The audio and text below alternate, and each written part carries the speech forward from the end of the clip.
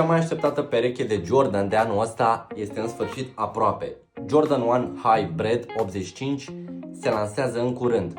Stai până la sfârșit ca să afli ce și cum se lansează. Acest model celebrează 40 de ani de la prima sa apariție. În anul 1985, Michael Jordan a jucat pentru prima dată cu perechea asta, fiind amendat cu $5.000 doar pentru că i-a purtat. NBA considera că perechea asta este neconformă.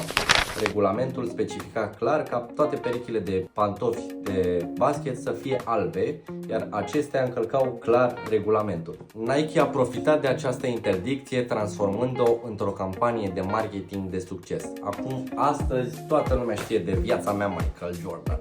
Yeah! Pentru această reeditare, Jordan a păstrat designul original cu o construcție din piele premium și o siluetă fidelă modelului din 85. Detaliile includ logo-ul Wings pe gleznă și brandingul Nike Air pe limbă. Fiecare pereche vine ambalată într-o cutie specială, replicând ambalajul original. Se zvonește că perechea asta este fabricată în doar 10.000 de unități. Deci este un stoc foarte limitat, iar dacă tu vrei să pui mâna pe pereche de genul, intră pe profilul meu de Instagram, pentru că acolo am un canal de difuzare unde anunț ce și când se lansează. Te pup, ciopa!